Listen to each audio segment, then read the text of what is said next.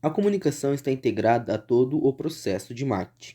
Sem comunicação é a mesma coisa que sem marketing e vice-versa. O mesmo é um rumo a ser seguido e deve integrar todos na empresa.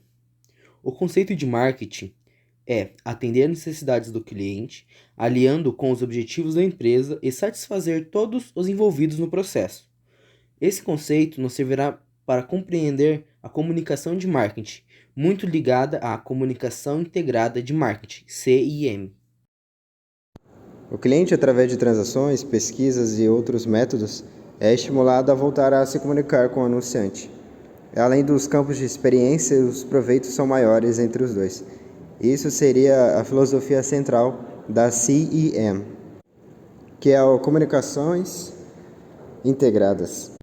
Comunicações de Marketing Integrada, que é um sistema de gerenciamento e integração de elementos de comunicação como marketing, publicidade, assessoria de imprensa, promoção de vendas, marketing de patrocínio e comunicação de ponto de venda são as ferramentas que utilizam. E é necessário que todas essas ferramentas transmitem ou comuniquem a mesma mensagem. A diferença de cada ferramenta faz o processo de transmissão ser cada vez melhor e eficiente e eficaz. E isso se faz necessário a compreensão de estratégias adotadas mediante a organização. A escolha também faz efeito fundamental para criar um efeito sinérgico, ou seja, se o público recebe sempre a mesma mensagem sobre formas e meios diferentes, propaganda, TV, promoção de jornal, por exemplo. Isso aumenta as chances de absorver e memorizar a mensagem, devido à consistência. Boa tarde, meu nome é Leonardo Matsuda e eu vou falar hoje sobre as ferramentas da SIM segundo Kotler. Nós temos no total 9 ferramentas, sendo elas a propaganda, os tipos de propaganda, promoção de vendas, tipo de promoção, relações públicas, publicidade, venda pessoal, marketing direto e categorias. Sendo a primeira delas a propaganda, que é a forma de divulgação. Então é a forma paga de divulgação. Tem como objetivo apresentar e promover as ideias, produtos. Ou seja, a propaganda ela é algo você paga para apresentar seu produto ou ideia. O tipo de propagandas são vários. Dentre eles temos o serviço, propaganda de produto, serviço, marca, institucional, comparativa, corretiva, subliminar, documentária. Então existem vários tipos de propaganda. Também temos na promoção as promoções de vendas, que são as estratégias que são feitas para a gente conseguir vender. São estratégias de marketing, estão por dentro e fora da mídia, em um período ilimitado.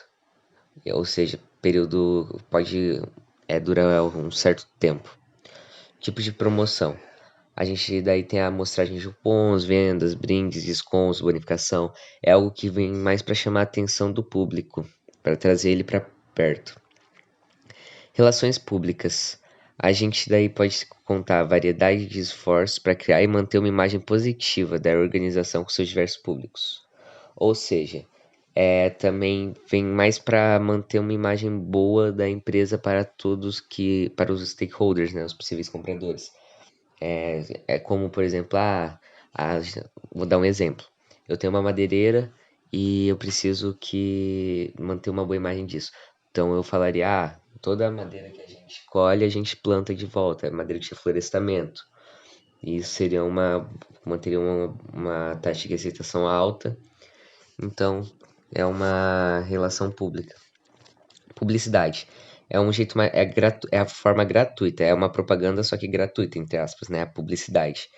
É, é um jeito é grátis, como eu falei, de organizar um produto ou serviço. É muito usado geralmente nas empresas menores que geram notícia e inovação. Venda pessoal. É a venda em si que busca a interação e o relacionamento pessoal com o cliente. Ou seja, você está frente a frente com o cliente, falando com ele, explicando sobre o seu produto. Marketing direto. É o sistema interativo de comunicação que usa um ou mais meios de propaganda para obter uma resposta ou transação mensurável sem o uso de intermediários. Então é mais ou menos um e-mail, por exemplo, que você manda. Você não precisa usar, por exemplo, a televisão, que é um meio. Categorias. A gente tem propaganda ou promoção de resposta direta, telemarketing, venda direta e internet.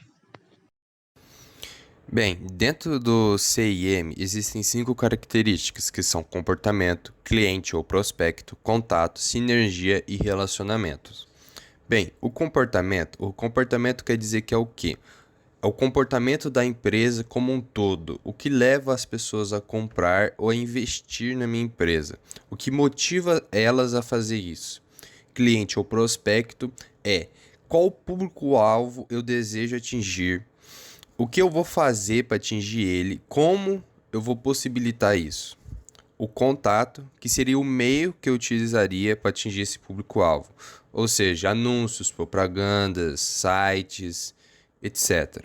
A sinergia quer dizer que todos os elementos da minha empresa, eles têm que ter uma sinergia entre si, ou seja, eles têm que estar entrelaçados.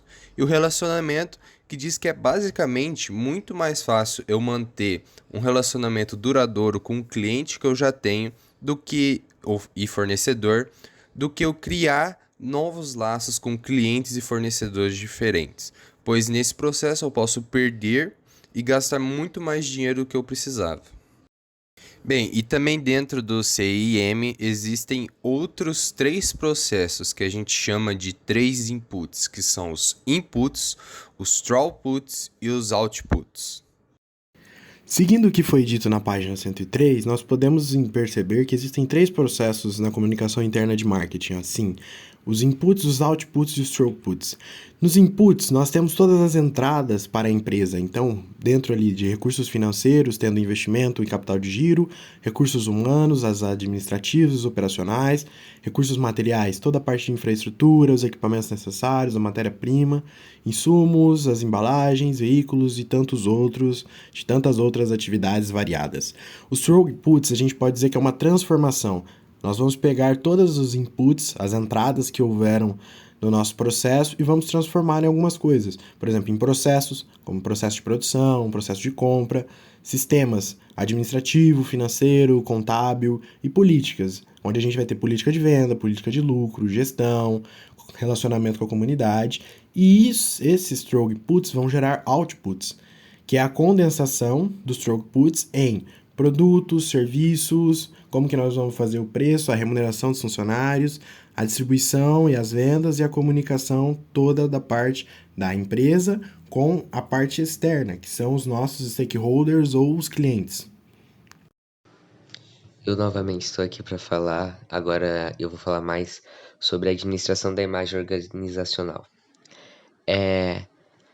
Um dos maiores patrimônios que uma empresa terá é o seu nome, sua marca e sua imagem. O nome seria como que por exemplo, vamos pegar Cesumar, o nome Unicesumar, a marca Unicesumar e a imagem da empresa.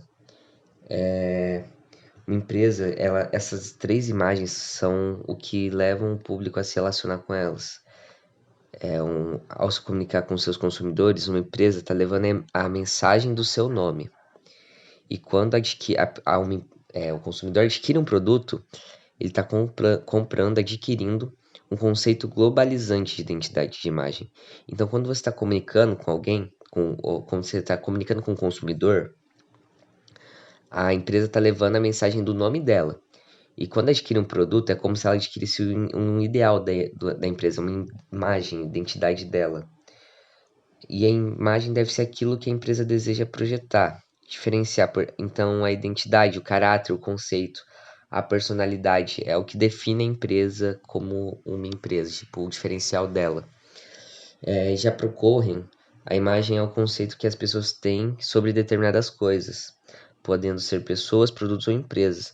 Então, é o jeito que alguém vai ver a sua empresa, ou seja, é indefinido. Por exemplo, eu quero que minha empresa me veja, que os consumidores, stakeholders me vejam assim. Às vezes não vai ser dessa forma, porque cada pessoa vai ter seu jeito de interpretar a imagem. E é isso que ele diz, que pode ser definida por os que os consumidores pensam sobre uma determinada empresa. Então, tipo, é muito variável. Imagem congrega emoções, sensações, percepções, conceitos, sentimentos, informações, ideais, ideias, impressões, suposições e expectativas. Uma imagem depende da forma específica pela qual o indivíduo ou grupo trata as informações objetivas colhidas do contato com o objeto da imagem. A imagem transmite segurança, sendo um dos possíveis fatores na qual se fecha um negócio. 3 fatores que atuam no processo de formação e construção da imagem: imagens mentais, imagens sociais, imagens da perspectiva do marketing. Depende do alvo de vista do público-alvo. Cada indivíduo tem uma maneira de construir e processar informações baseadas em modelos mentais internos próprios, a forma como o indivíduo enxerga e vê o mundo. Depende da atividade social que cada um tem, ou seja, quanto um ser social se relaciona com os outros seres pertencentes a uma determinada sociedade, cuja essa é a principal função. Primeiramente, nós temos que entender o que seria imagem. Imagem nada mais nada menos que seria aquilo que você vê, o que você entende, visualiza na sua mente, por exemplo. Nesse âmbito nós temos 2 assuntos: a imagem empresarial, que seria organizacional, e a imagem da marca. Os dois são bem distintos, mesmo sendo a mesma coisa tecnicamente. Primeiramente, a imagem da empresa seria aquela que como podemos colocar em palavras, a sociedade como um todo enxerga ela. Governo, pessoas, clientes. E a imagem da marca seria mais para explicando como seriam os clientes vejam aquela empresa. Como seria o feedback que aquela empresa tem diante de seus clientes.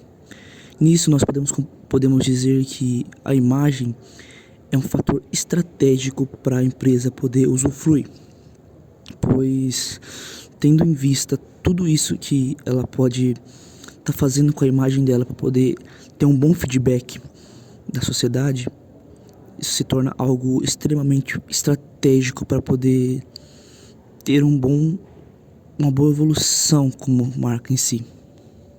Ou seja, tirando em conclusões, domine o poder da imagem e você terá uma boa empresa. Oi, meu nome é Diogo Altamir e eu vou falar sobre gerência da imagem. Cada dia mais vemos que as empresas devem se preocupar com sua comunicação e a imagem da empresa, pois com ela pode-se monitorar e se preocupar com o que o consumidor está pensando sobre ela.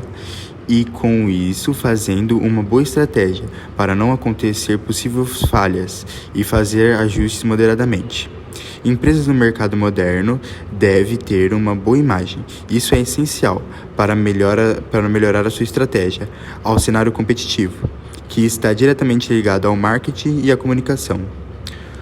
Comunicação continua e é fundamental para o crescimento da empresa, mas para isso devemos construir uma imagem organizacional, tendo níveis internos e externos muito bons.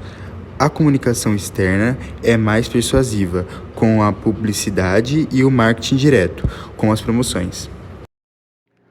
As empresas e organizações perceberam que é bom para o desempenho da sua imagem desenvolver projetos sociais e programas de relacionamentos com o seu público. São soluções que podem apresentar um grande diferencial à frente do concorrente.